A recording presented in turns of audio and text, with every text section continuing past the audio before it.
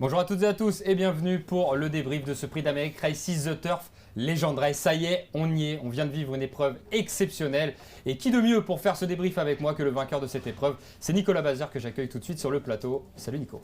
Salut Dimitri. Déjà félicitations à toi Merci. Nico. Ça a été compliqué de venir te récupérer aux écuries. On t'a félicité 100 fois à peu près, c'est ça? Il y avait un peu de monde, c'est vrai. Il y avait pas mal de monde. Effectivement, voilà, on a vécu une sacrée épreuve. Je le rappelle, victoire de Davidson Dupont, qui était l'un des favoris, le deuxième favori de cette épreuve, le numéro 17. Avant même de faire le débrief ensemble, tu sais, de regarder la course, c'est ce qu'on fait d'habitude. Tu es dans quel état d'esprit? Là, tu es assis avec moi, tu te sens comment? T'as le travail accompli? Bah ouais, c'est sûr, parce que c'est un cheval comme ça, on court le prix d'Amérique et aussitôt après on vise le prix d'Amérique l'année prochaine, donc c'est le travail de toute une année et de toute une équipe. Tu avais une grosse pression avant de courir? On peut penser, mais pas tant que ça. Pas plus que je ça. pense que je montrais que non, mais dans ma tête je me forçais à croire tout seul que non, mais un petit peu. Tu essaies de t'auto-bluffer, quoi, un Ouais. petit peu, quand c'est comme ça. Comme avec les chevaux d'ailleurs. Ouais, parce que généralement j'en ai pas, du coup je dis bah pourquoi j'en aurais là, mais j'en avais un J'ai petit une peu petite quand même. question avant qu'on voit vraiment cette épreuve. Petite revanche par rapport à il y a 15 jours quand même.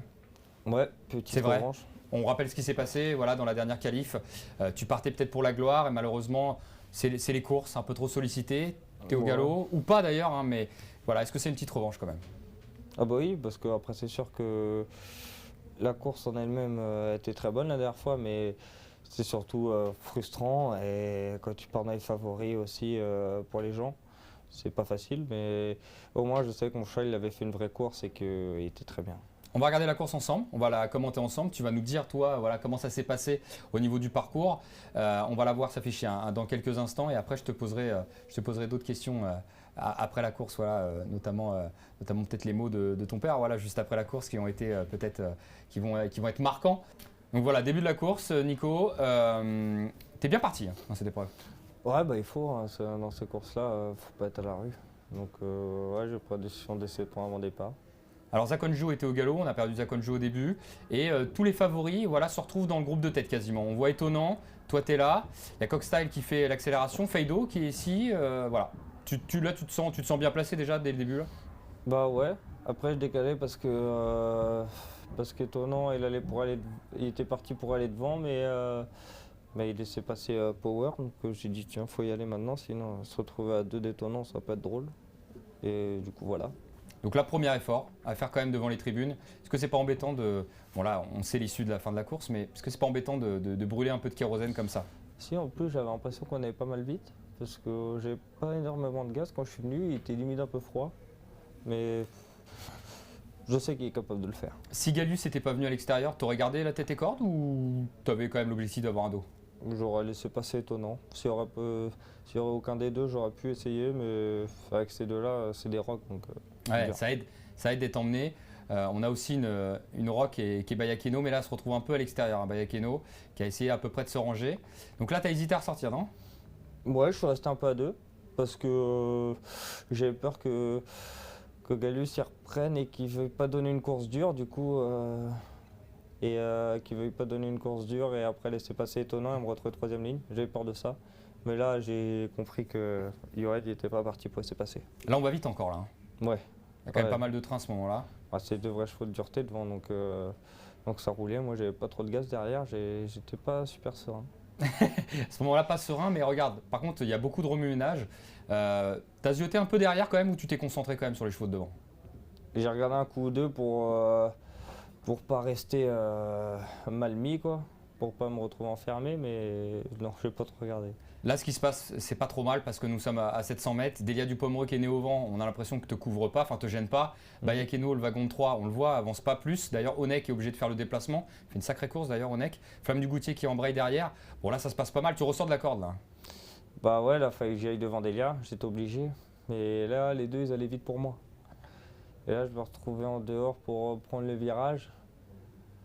Là, j'ai dit, il faut que je passe étonnant quand même. Étonnant, je vais le passer, mais l'autre, il est parti pour gagner, quoi. Là, à mon avis, c'est vrai que c'est dur d'y croire quand même là.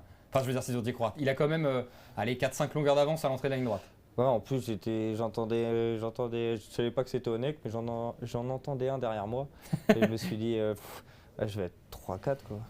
Ça va. Et là, on passe le poteau des 200 derniers mètres. Bah, Gallus, malheureusement pour son entourage, fait du Gallus. Il se reprend un petit peu, on a l'impression.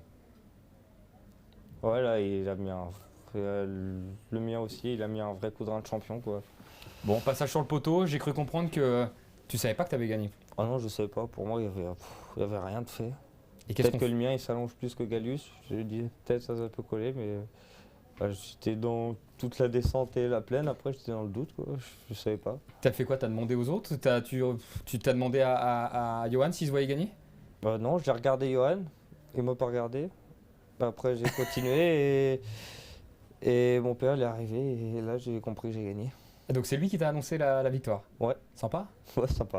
Alors est-ce qu'on peut le dire? T'es pas obligé parce que c'est personnel entre un père et un fils. C'est quoi les premiers mots que ton père t'a dit?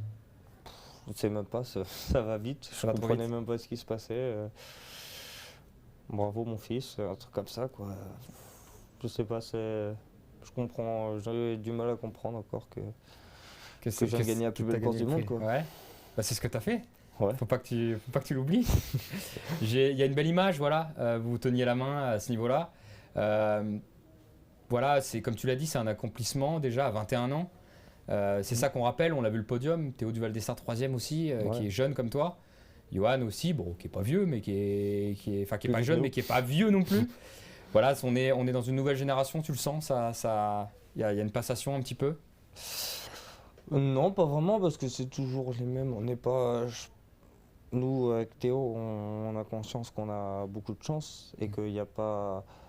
Il n'y en a pas entre 18 et 23 ans qui ont gagné autant de courses que nous, il n'y en a pas beaucoup.